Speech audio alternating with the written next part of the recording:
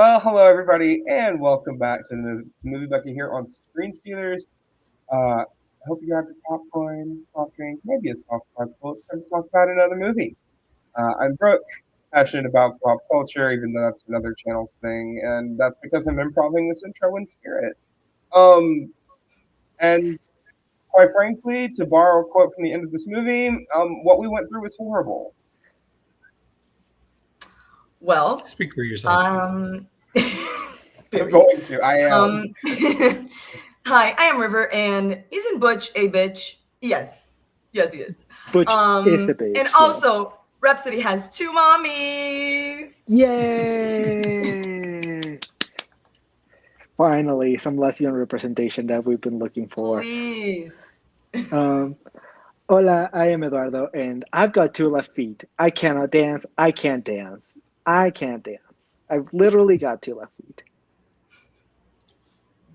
Well, I'm David Healy, and I could talk or not talk forever and still find things to not talk about. Yeah, that's true. I think that's true for all of us. We could talk or not talk about it forever. Oh, absolutely. Especially for some of us, we talk and not talk a lot. Some of us more than others. Yes, I was looking straight at you, River. I'm not gonna lie. You know what? I am very aware. And I'm okay with it. You know I love you. Well, this is our second recording of March Madness month, and coming out of the bracket, we did end up getting Best in Show from 2000 from Rivers bracket, narrowly defeating Glitter in the final two. And to be quite honest, Bet you regret that. I'm kind of regretting my vote at this point.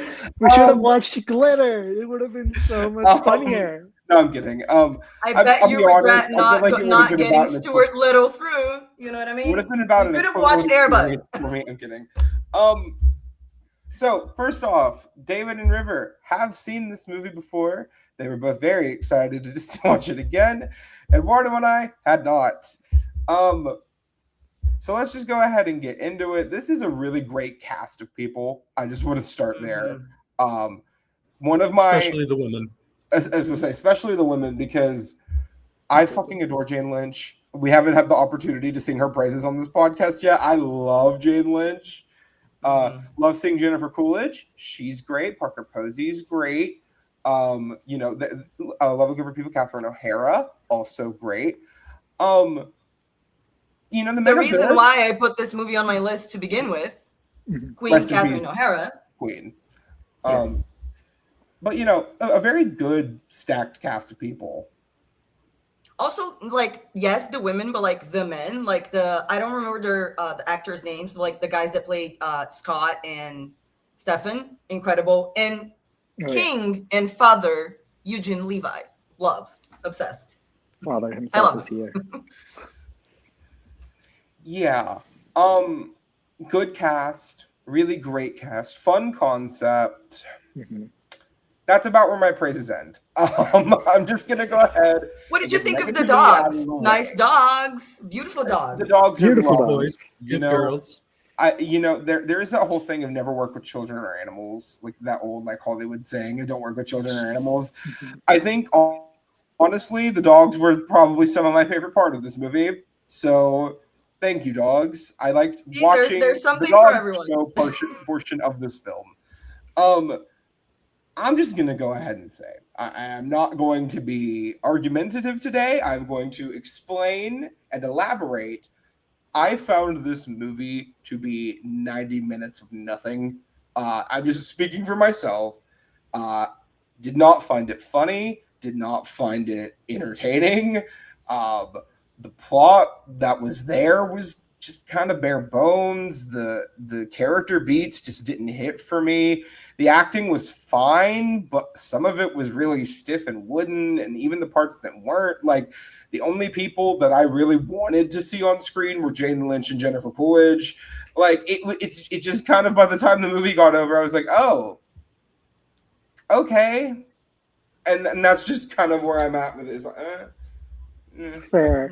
I think I should go so that David and River can sing the praises of the song, and we can end on a better note with this portion. But I didn't hate it. I didn't hate this movie. I will say that. I thought every single person in this movie had at least something funny about them. What I will say though is I think I went into this movie with way higher expectations and with an idea that it was going to be way different than it actually ended up being. I thought it was going to be way more over the top and way more like in your face and loud, and it was a comedy that's a little bit more like quiet, a little bit more like casual, and I appreciate it for that, but at the same time I wasn't laughing as much as I thought I would be laughing, and I wasn't like connecting with some of the characters as I thought I would. Like with this being a mockumentary and everything, I was expecting like full levels of like what's that animated movie with the penguins? Surfs Up. I was fully expecting that type of level of comedy where like it's so stupid, it's so over the top, and like it gets crazy. I was expecting that, and it didn't reach the levels that I thought it would. But as I said, at least every single character did have something funny about them. So I didn't hate my time watching this movie. I just felt disappointed that it wasn't the movie that I thought it was going to be. Mm-hmm. You see, maybe me and David hyped it up too much. I will Absolutely. say that might be a factor, and that makes sense. You know, Well, I think that I hate to say it, but I do think that like when you go into a movie having heard this is one of the funniest movies I've ever seen, I think it's so funny. It's a must watch. You go into it hoping that it's going to be one of the funniest movies that you've watched, and when you don't connect with the comedy that's going on, you kind of do feel a little bit disappointed, and that's a little bit how I felt. As I said, I did think some of it was funny, just there were a lot of parts where like I just didn't find myself laughing, which is unfortunate. But yeah, that's it. It's fine. This movie's fine. because like I'm assuming, correct me if I'm wrong, but like was it more of like a chuckle kind of funny instead of like a laugh out loud, like haha, more of like Yeah, a mostly. amusing. Like there were some parts where I Like, did laugh like more than just a chuckle, like Mhm. with like Brooke said with Jane Lynch and Jennifer Coolidge when they made out. That I laughed at that. I laughed at the whole situation with the bee and with the you need to go get the bee. You forgot the bee at the hotel. I thought that was one actually of my favorite scenes. It's yeah one of the better one of my scenes and one of favorites. the funnier scenes in this movie. But everything else, I was more chuckling or like how would I say it? Air left my mouth. I was just like, huh. Yeah, that's what I mean. It's like it's more of like, oh, it's It was and not like silly. haha. I know. Yeah. That's you see, and that's the thing. It's we. I should have explained better because this is not your like main. I don't. It's not like the comedy as a comedy as we know, like a comedy film as we know. Like the more popular ones. I mean, Yeah. it's a very different style of comedy, and because I love it so much, maybe I was blinded and like we have similar senses of humor. So like I assumed you would enjoy it. Maybe not as much as me, but like at least a little. Yeah. And you did a little, Brooke, not so much, but you win some, you lose some. But Sorry, everybody. We had a little bit of tech problems there, but we're moving forward. River, continue your Anyway, train of thought. I'm so sorry. what I was going to say is I should have told y'all that because I don't know much. I've seen 2 Christopher Guest movies, and one is Best in Show. That was my first one, and that's why I decided to watch more. Then I watched Waiting for Guffman, and I was like, oh, that's not. Oh, Oh, it's Oh, so so no. it's like good. it wasn't horrible. I gave it a 3 out of 5. Like it was amusing, but it wasn't funny. You know what I mean? Like Yeah. I kind of felt maybe how you felt about Best in Show, Eduardo, like about Mhm. Waiting for Guffman. Like it wasn't horrible. It wasn't like incredibly unfunny or like anything. Like it wasn't bad, but it was just amusing. I didn't Yeah. laugh out loud. Like it was just a nice time. Like it was all right. Yeah. But it wasn't how I felt about Best in Show. But one thing, funnily enough, about both movies is that I don't like Christopher Guest as an actor in his movies. He's my least Yeah. favorite He's part. the worst part of Best in Show. Yeah. It's literally the only part of the movie that is truly unfunny to me is his character. Like, actually, maybe how Brooke feels about the movie is how I feel about his character in the movie. Yeah. Like, I get it. Yeah, and like his scenes are so long. His scenes are so long, and they're, as you said, they're not funny. So that's the moments where I was like, yeah, I don't think I like this movie, because I had seen Brooks' Letterboxd review before I watched it, and I was like, oh no, oh no. So once those scenes were happening, I was like, I started getting scared about how the movie would progress. It ended up being mostly fine, but like I did get scared because I was like, oh no, this is not funny. Yeah. So how you feel about Christopher Guest in this movie? I'm just gonna be 100% honest. Every single time that Parker Posey and Michael Hitchcock were on screen in this movie, Oh my gosh! I wanted to turn it off. I'm just gonna say Oh my that. gosh! Blasphemy!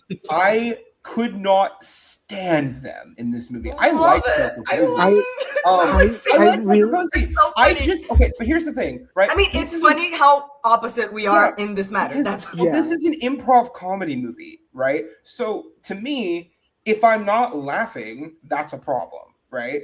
So it wasn't just them, but they were just the ones that I found to be the least funny.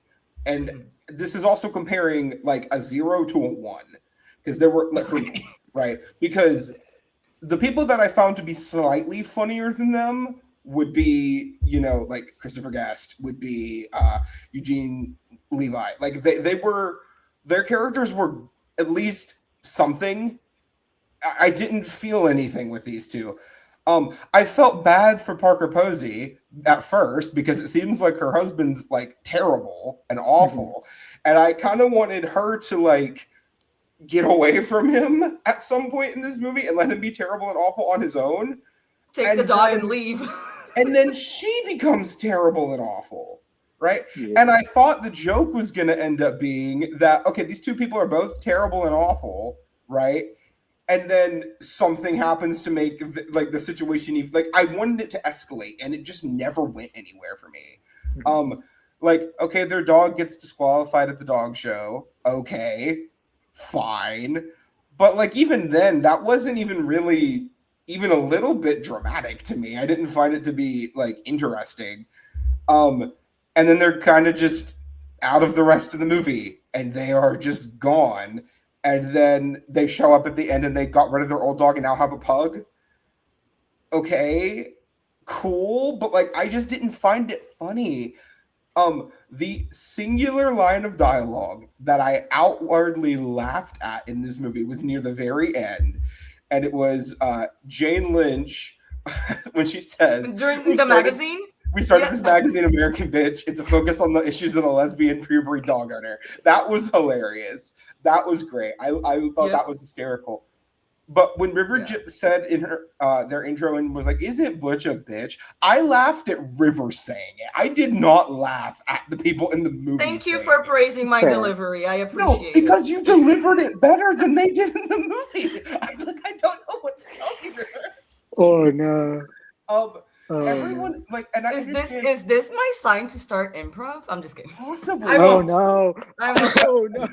I'm just saying. Oh no. I didn't like. I understand it's a mockumentary, and naturally, it's not. People aren't going to be looking for a laugh, right? People aren't going to be speaking in a way that's like immediately comedic, snappy dialogue, right? Mhm. But there needs to be a little bit more of a wink nudge at the camera to make the mockumentary feel more, and I didn't feel that at all throughout this entire film. Which like some of my favorite parts of like Parks and Rec, because I love Parks and Rec, is when somebody says something completely out of pocket and then it just cuts to Amy Poehler looking at the camera like, that's funny. That's hysterical. There was nothing like that in this movie for me.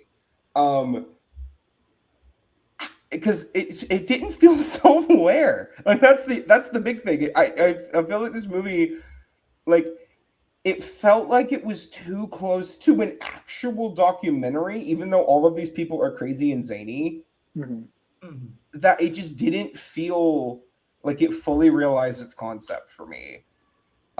See, for me, like one of the reasons, because I understand like after when we were talking on Discord, and I was like, I kind of should have known that from the 2 Christopher Guest movies that I've seen, that like it's not necessarily everyone's humor, and it's not really a popular style of comedy, like I said before. But for me, it's hit or miss, like I said. But like, I think this movie is really funny because it's the characters are caricatures of people that are very real, but they're maybe not at this level all of the time. Like, you know what I mean? Like, they're maybe not as bright, as colorful, but they do exist, and they do have those characteristics, maybe not to that degree, you know? But I don't know. Because to me, it, like you said, it feels like a real documentary.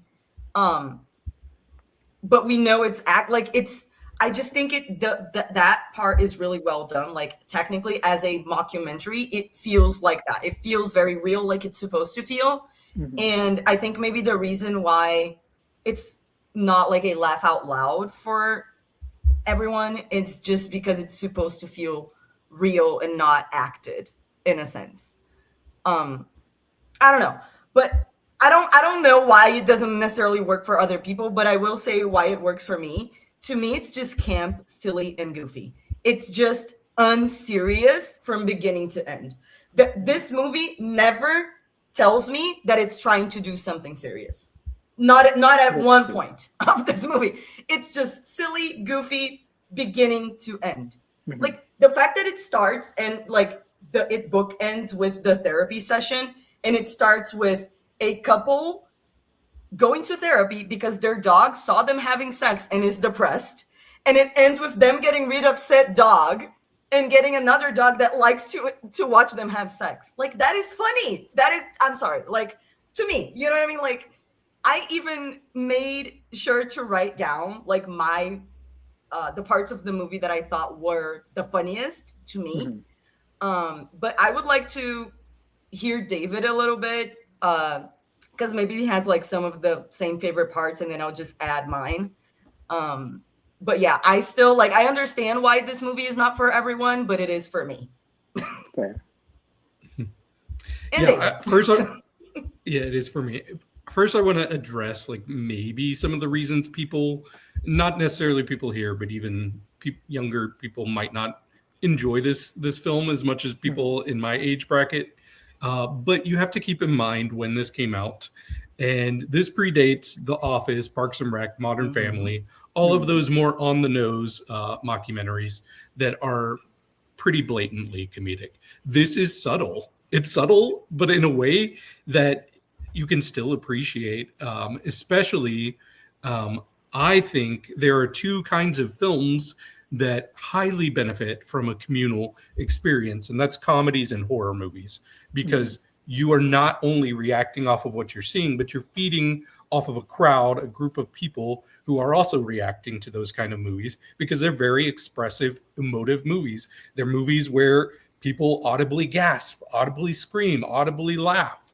So I first watched this with a group of friends in college. We were all dying laughing. I've seen it multiple times with groups of people. This was actually my first time watching it by myself, and I did feel that void of not having people to laugh with me. So I really do think it's not the best way to have a first watch of Best in Show is to watch it by yourself. And that's not to say like you can't pick up on the comedy, but I think maybe it's harder to be receptive to it if you're watching it by yourself. But yeah, I think just quickly, like I didn't have that experience. Like, I watched both times by myself and I loved it both times. So it really depends on the person. But yeah, I can totally agree. Yeah. Very true. But yeah, I thought all of the characters were strong. Honestly, Christopher Guest was by far my least favorite rewatching this. But I even wrote down, this is what's so funny. I wrote down, I can laugh just looking at Parker Posey. Like, she is one of the single funniest people to me. She just knows how to touch my funny bone in a way that very few people do. So, like, saying that she was one of the weakest parts of the film, I just cannot understand that. Like, I believe you, but I cannot comprehend that. It's just okay. I'm one of those people that if somebody is just not entertaining to me, right, in a movie, because there has been other work that she's done that I enjoy, right. I'm a Scream 3 defender. I'm just gonna say She's that. the best character in the whole Scream franchise to me.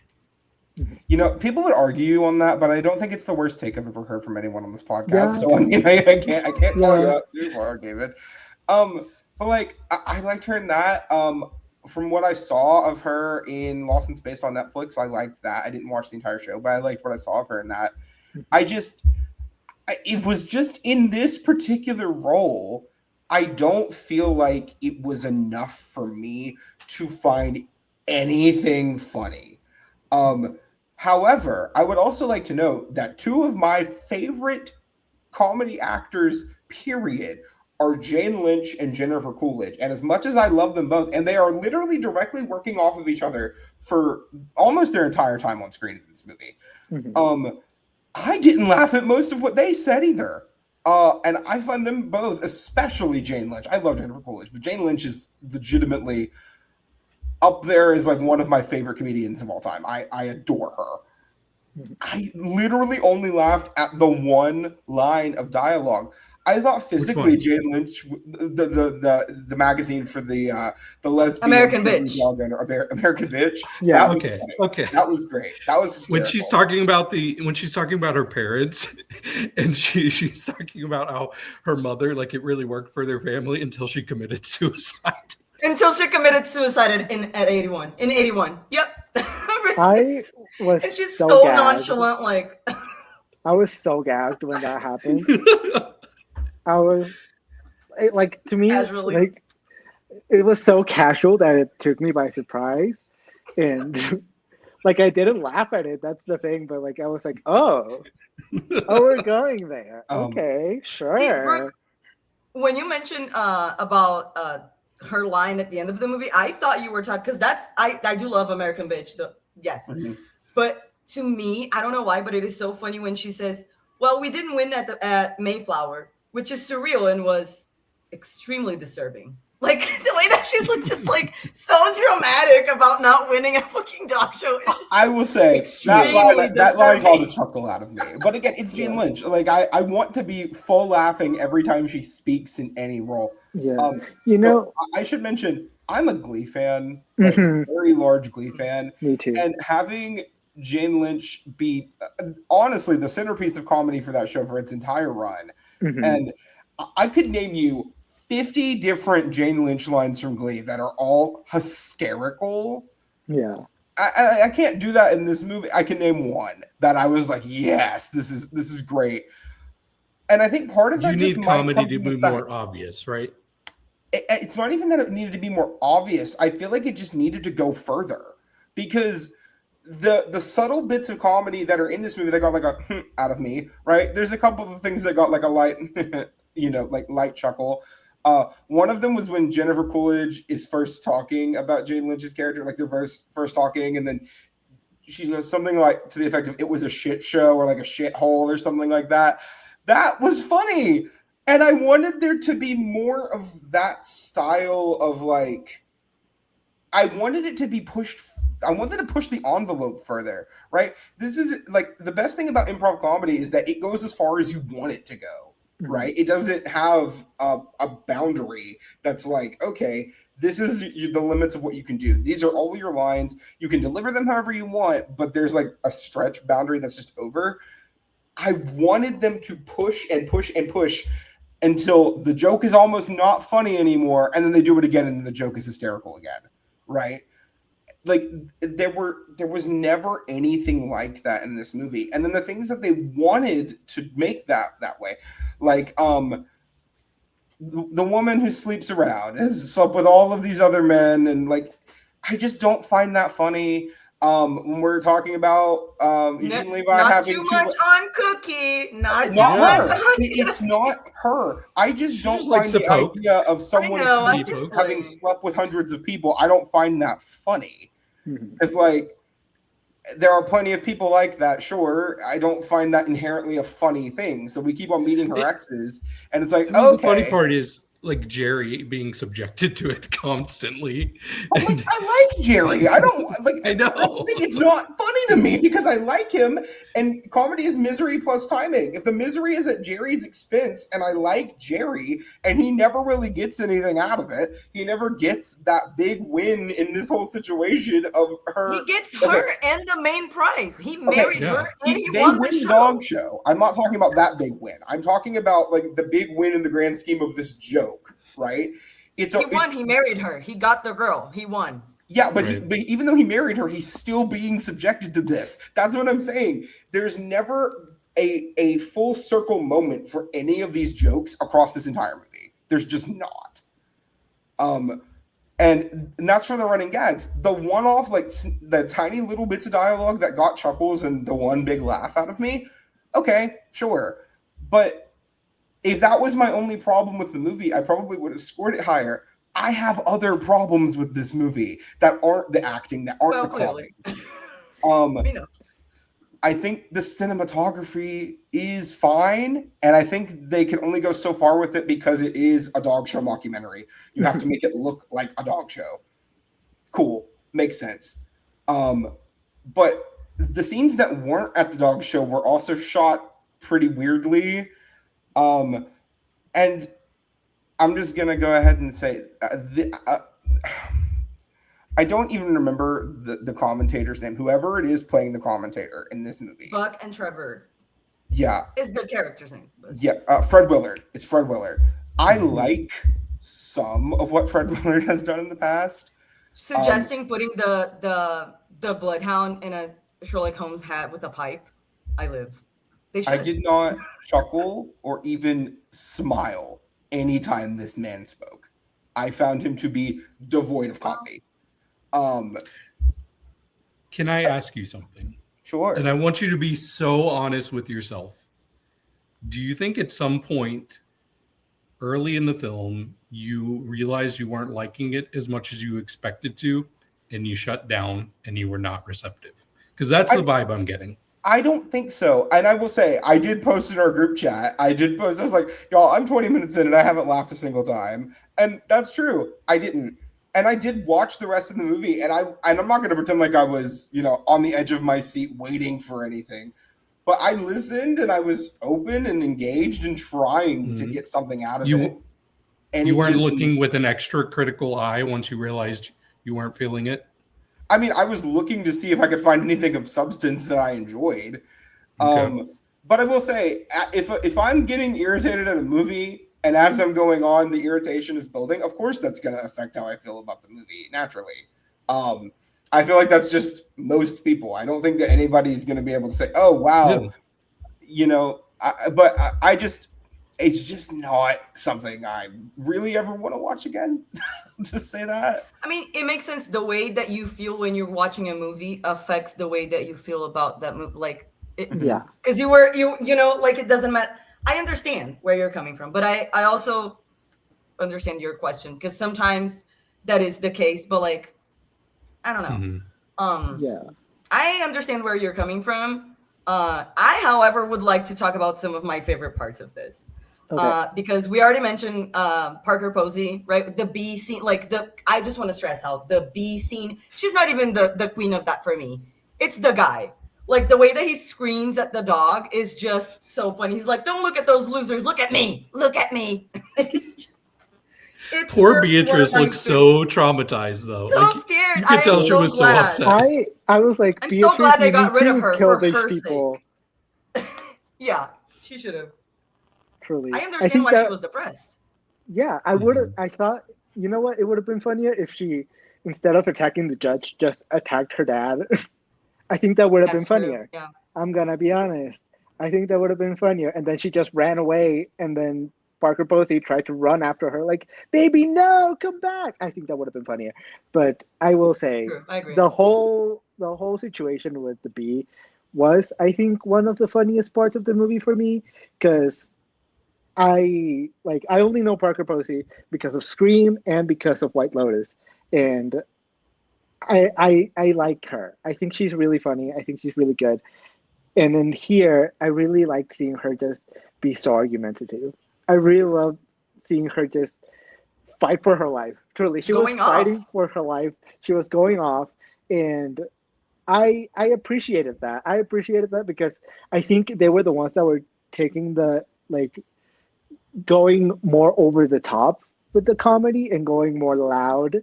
And I guess, like you said, David, I guess I'm more receptive to loud comedy. So them being so loud and being so argumentative with each other made it better for me, I think.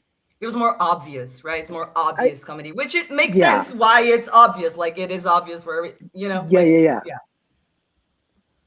But one of my other favorites is just Scott and Stefan in general. Just Yes. like especially Scott. I am Yeah. obsessed. Every outfit, the way. Okay, when they're in the lounge and they say like, "Oh, there's a lot of like, it's a dog show. There's a lot of dogs here." It's like, yeah, and a lot of them are in the lounge. Like it's just. What I loved They're like specifically, hanging stuff in the hotel like with nails just for 48 hours. Crazy. Just That was doing the crazy. most. My favorite thing about that character specifically was when he's packing, and I forget his boyfriend's name. Stefan. Stefan is telling him, like, we're going for 2 days. You have 5 kimonos. Don't you think that's a bit much? And then he goes, oh, we're staying for 2 days? Should I pack 3 more? I thought that was good. I thought that was good. Mm-hmm. And also when they were talking, I think it was during like their character introductions, where Stefan was like, it was like he was talking about, I don't know what he was talking about, but he said it was like they were 2 members of the same body. And then Scott said, I knew a guy who had 2 members on the same body. I dated him for an hour. Like that's so funny.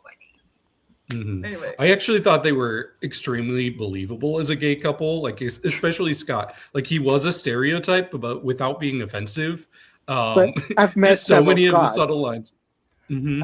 Okay. Mm-hmm. I think us as queer people, we have all met like a Scott in our life. Both of them. I thought of specific people that are very similar but to them. specifically, we've all met a Scott. They reminded We've all me met a Scott, and we've hung out with Scott. They reminded me of this gay couple from one specific episode of iCarly. And they were like photographers, and they had a cat named Harmu. And I vividly remember this one specific episode of iCarly. They are like borderline identical, and I'll be quite honest, I have a feeling they were probably inspired by the gay couple from this movie. I could see that. Possible. Very possible. But Bob Mackey, where are you when we need you? There was also with the receptionist when the receptionist was like, "Oh, we have you down for a queen," and he said, "What are you suggesting? What do you? Who'd you call queen? What do you mean?" And okay, it's not a joke, but like the fact that the lesbians had a dog named Butch. I'm sorry. Like, you got me there. They got me there. I live. And it's just like dating an old man, like they get his money. It's implied, I guess, that like by the end, like they're able to do the magazine because he died and left her the money. That's what I think happened. So like, I love that storyline. Brooke, that is something that I agree with you, is that my favorite storyline is Jane Lynch and Jennifer Coolidge. Like that is my favorite like duo couple, but as like funny, it's Hamilton and Mag, which is Parker Posey, and I don't know the name of the guy, but I find it really hard to like. I was trying to think like how would I rank the 5 like different main groups or individuals that are competing, and it's so hard for me. Like the 4 other than Christopher Guest are all really close to me. It's the gays are at the top, like they're tied at the top. I think. Yeah. The 2 gay couples. But I feel like most of them had like one person that was stronger than the other. Yeah. True. You know, I agree with someone that. had to play the straight men. Even in the gay couples. Yeah, absolutely. What I will say specifically about Christopher Guest is I may not have liked his character, but I was rooting so hard for his dog. I was rooting so hard for the hound.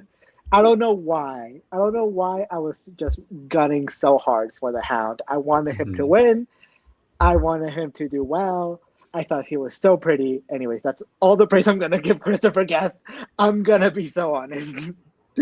I mean, if we're being honest, the Terrier, I think, was one of the weakest in the like final walk. And to be honest, like completely honest, the winner, best in show for me, was that Siberian Husky. That was such a good dog, even though it Yeah. was That was a not. beautiful Absolutely. dog. Yes. You I are did so- look into this. Apparently, all of these dogs were from the Canadian Kennel Club at the time. So all of these were actual like show dogs that they got to do Nice. this movie, which I will say that's pretty dope. I think Yeah. I know. I get the idea that they really did care about making this an actual dog show in as much of the sense of the word as possible. So from a production standpoint, that's really cool. I saw an interview where they were like, "Yeah, we literally had to make a dog show. We didn't realize how much work actually went into that." And that's pretty cool. Like it's something that we don't really think about, at least not me, because like my only real exposure to dog shows before I watched this was watching the dog show on Thanksgiving every year after the parade. David, you know what I'm talking about at least. Like it's Yeah. just it sometimes your family doesn't turn off NBC and then you're just watching a dog show the rest of the afternoon, and that's Nice. fine. Yeah.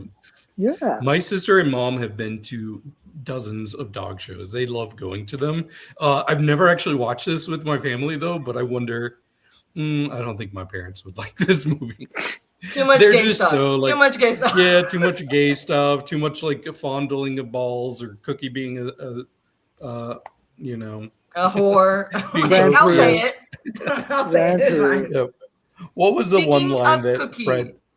Oh, go ahead. Sorry. I was gonna say quickly, like Fred Ward, he had one line that really got me. I wrote it down. Oh, I'd hate to go on a date with Judge Edie Franklin and have her judge me right after she was cupping the dog's balls. Mhm. See, I thought that was having like Buck be like the guy asking stupid questions, and then like Trevor as being like the straight man and the guy that like knows about dogs. Like when he was he was asking stupid questions, and then by the end he was like, "Do you know how much I can bench press?" I'm like, oh my god, like it's dumb, it's stupid. That's why I like it. Like it's just so stupid. I will hard disagree with you. I That's fine. hated Buck. I thought he was annoying.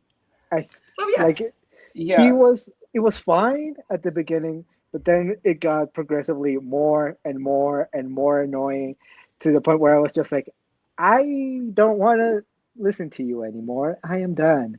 We see- I I think that's kind of the point, though. Like he tries too hard. He's That's what I repeating was going to jokes that he say. did last I year. appreciated the attempt at comedy there and like what we were going for, and that's why I don't think he's the worst character here. But I definitely found myself getting annoyed at his character, and since You he's should. basically the only character that is talking during the actual like dog show portion of this dog show, like it just was a bit much for me. It wasn't for me. I'll just say that. We watched 6 rounds of this dog show, right? Mhm. Because each dog that is, we see the main characters, they're all in different rounds. Yeah. So we got 5 of them. They're group Then we winners. get to the Yeah. best in show round. So he's doing, he's leading the commentary. Let's just be blunt, okay? He's the lead commentator, and the guy who actually knows what he's talking about is the secondary commentator, right? So because we're being inundated with so much stupid for such a long period of time, I honestly wanted to mute that section. I just didn't want to hear this man speak. And I can say, I have seen a movie do this exact same setup, but flip it to where the person who knows what they're talking about is doing more of the commentary, and then the person who's dumb does the side commentary. Dodgeball, which literally does this when the commentators are talking in Dodgeball, and it's 10 times funnier. This could have gotten so many more laughs out of me if they just would have had more of the guy who was actually knew what he was talking about talking, even if it was 50-50. Because his entire role on this commentary booth, it seemed like, would be to do the color commentary, right? If you're doing like traditional commentary breakdown, is that play-by-play does a decent chunk of the talking, and then color fills in with analysis and funny quips and stuff on the side when the play-by-play isn't talking, right? And they're supposed to bounce off of each other in a way that keeps both of their positions moving forward. right? As a former esports commentator here myself, I just want to make that clear. So when the person who is supposed to be doing the secondary amount of talking, which is the person who is supposed to be doing color, because that he is not doing play-by-play whatsoever in this talk show, right? He is doing analysis and allegedly funny lines. That is literally the definition of color, right? So he's doing color commentary. The other guy doing play-by-play should be receiving more of the talking time to compensate for that. So not only is it just an unrealistic commentary situation, it's also just not fun. It actively makes the commentary in these dog show segments unbearable for me. Because the guy, the British, I think, the British accent, the guy with the British accent that knows what he's talking about, he's legitimately entertaining because I like listening to him be like, no, that's not right. No, I don't think so. No. And like, that's fun. That's good. I like that. I just wish there was more of that. Well, what I was gonna say, speaking of Cookie, we're not speaking of Cookie anymore, but I am bringing Cookie up again because I was looking at my notes to see, like, is there anything else that I really love that I wanted to talk about? And how could I have forgotten? The wobbly knee walk. I was going to bring up the same thing. That was pretty good. My God. Like, and you know what? There's a lot of things that, like, I might not agree and I don't, but I understand where you're coming from. You know what I mean? Like, it's not for everyone. It's not everyone's cup of tea. That's fine. That is funny as fuck. I'm so, like, I don't care. Objectively, that's funny. Like, it's simultaneous. Like, it's like funny, and also like it causes me physical pain watching her do that at the same time because it looks so painful. Yeah. And then like the true fear in Gary's face when he was like, "Oh, I'm gonna have to go." Oh, and you have a concussion. Like, I did it's like just that. It's so funny. Yeah, the physical comedy, like that is my favorite part of Catherine O'Hara. Oh, and when my God, when they're at the party and they have like the name tags, and she has the name tag glued to her actual boob, like in the shirt over the name tag. Like, it's so funny. I was thinking of Scott with his "Hello, I'm Mary." Yes. Yeah, that's good. What I will say about Just kidding, my name's Debbie. Oh, Mary. Anyways, what my favorite scene with Cookie was when they go to her ex's house and the kid steals the dog and puts the balloon around him and tries to jump off the. That to me was the funniest part with Cookie, because I did think that altercation between Jerry and the ex was funny, and I liked him telling the wife like, "Oh, I love your precious melon breast," and she going, "Really?" I thought that was funny. That was one of the funnier parts with Cookie and with Jerry. And then the kid stealing the dog and going onto the roof and trying to jump off it. I thought that was funny.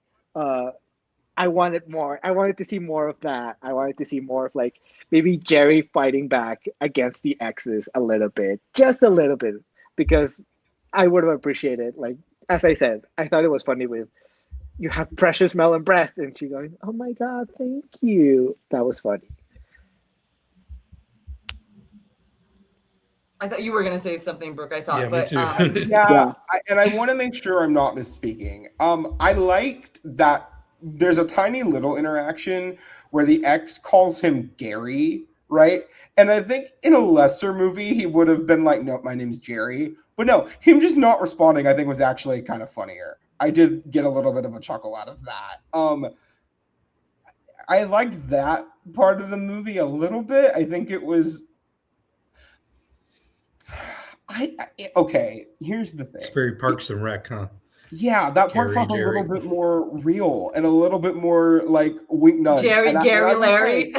Reassessing that scene specifically, okay, maybe I was a little bit harsh on the sexploits portion of this film. I will give them that. I think that scene actually makes that a little bit better for me. Mm-hmm. Hey, does this ring a bell? I'm not wearing underwear.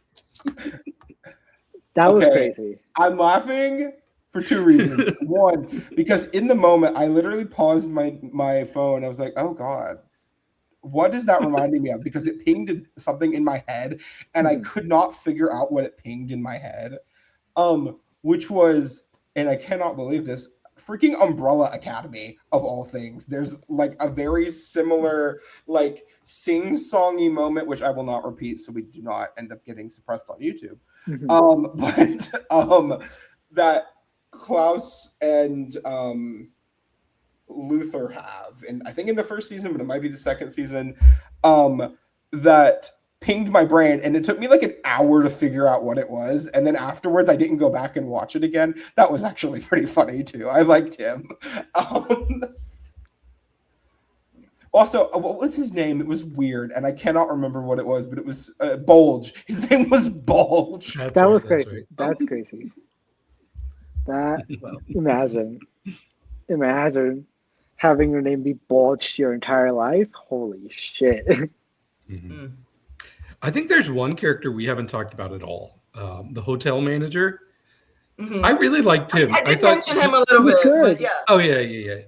I thought he wasn't the most funny character, but just his dynamics with everybody, I really appreciate it because he was the most helpful hotel manager ever. Like, sure, yeah, he's putting these people in this closet, but a lot of people. Oh my god, that was so.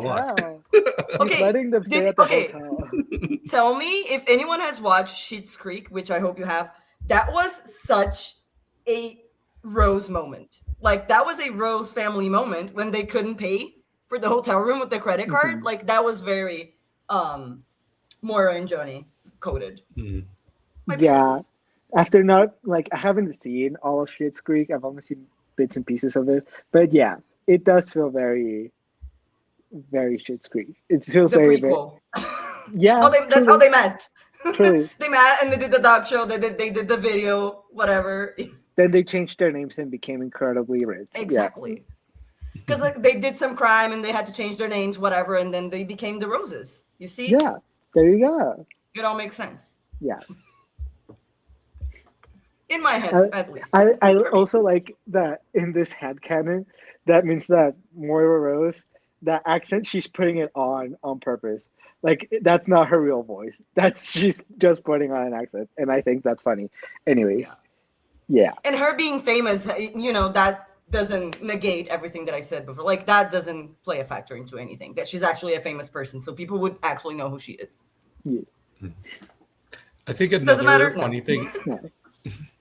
Another funny thing for me, and it's very subtle, so I'm sure like you all might not even registered this, but when they're at that like backyard party, Cookie and Jerry, and they're talking about making their trip and how like where they want to go in Philadelphia, and they're like, I want to go where the cream cheese is made. And Cookie's like, I want to go where the light cream cheese is made. Light cream cheese, yes.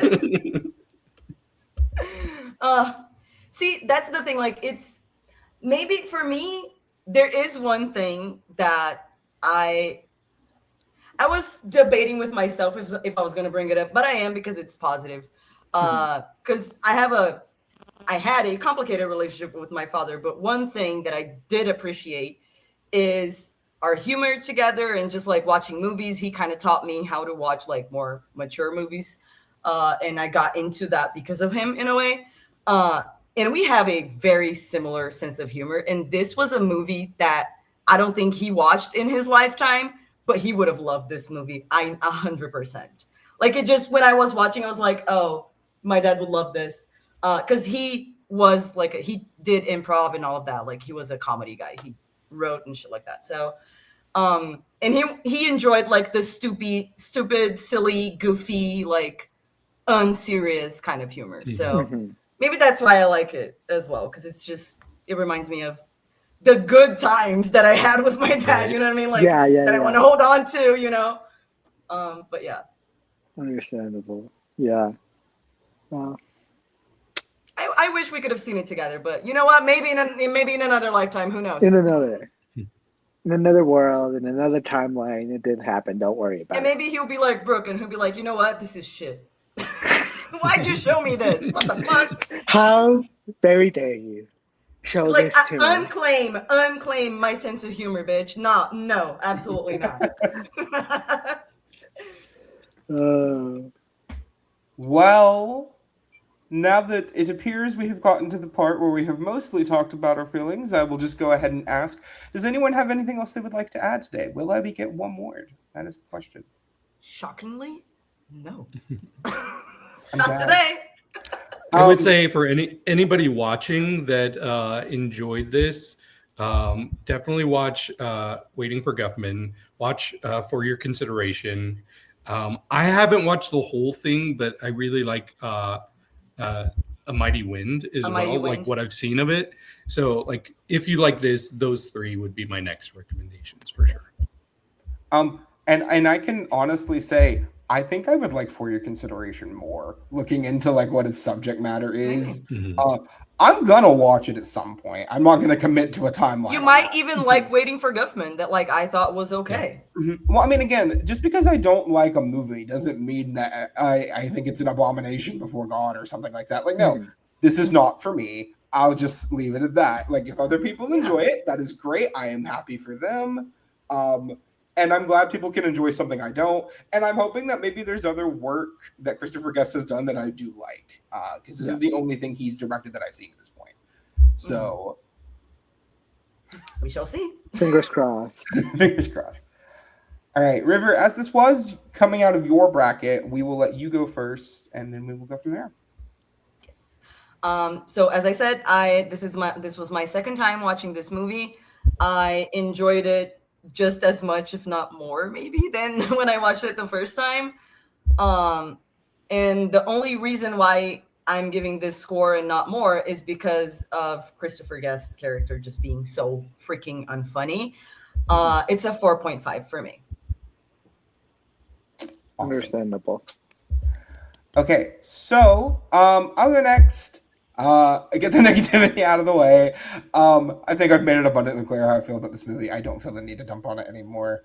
I did, however, amend my score because I do think that there were things in this movie that I did not take into full consideration before I scored. For your consideration. For my consideration. Thank you, David. You beat me to it. Yes. When I thought, upon further reflection, I think maybe they actually did the sex lives of Jerry's wife pretty well. That was pretty fun. Looking back on it, and I will say there was one really funny line of dialogue that I will come back to, which is American Bitch. I think that's fucking hysterical. I love Eugene Lynch too. So because of that, I originally had given this half a point. Love it. But I have now given it one full star. Whoa! Yes. Yay! You know what? A win is a win. I'll take it. A win is a win. Yeah, I should go next so that we can finish with a good note. I think this, as I said, I think this movie is fine. I did talk about my favorite parts of this movie because I didn't want this to just be me shitting on this movie like all the time, but I definitely did find myself just wanting more and like just hoping for more. As I said, there were bits and pieces of this movie that I did think are funny, and I did find myself like laughing just at some of the things. So I cannot like give it a super low score. So it's a middle of the road score. So it's a 3, in my opinion. Sensible score. David, end this on a positive note because we want to be positive. Yeah. Yes. Take it home, David. Take it home. I made it very clear. I do enjoy this movie. It's one of my favorite comedies. I think it's got a killer ensemble cast. I think where this is Spinal Tap crawled, this got up and walked, and it influenced a lot of other TV shows and movies in its genre. So for me, it's a 4.5. There you go. A totally reasonable score. You know, any score on this movie, I will be like, yeah, sure. I see where everybody is coming from. If it hits, it hits. But next this is definitely not like The Color Purple, where it's just like this isn't a movie. If somebody tells me that they think it's a 2-star movie, then I'm gonna be like, oh, really? And this isn't a movie. If somebody looks at me like, yeah, this is a perfect movie, I could be like, sure. If it hits for you, it hits for you, and I respect the people that it hits for. Yeah. So next week we're going to my bracket, and I'm so excited for this one. I'm so excited. It's finally And I know happening. Eduardo's very excited as well. It's finally happening. I am happening. fully fulfilling the prophecy. It's finally Truly. happening. Truly.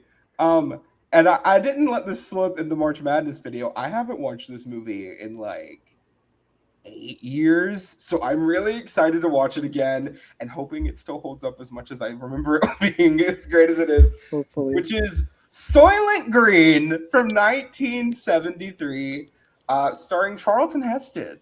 So we're getting an old school A-lister on the podcast. Can't wait to give it 1 star. You know, Diva, if you do, fair play. I can't argue with you. Yeah. Movies are art, and art is subjective.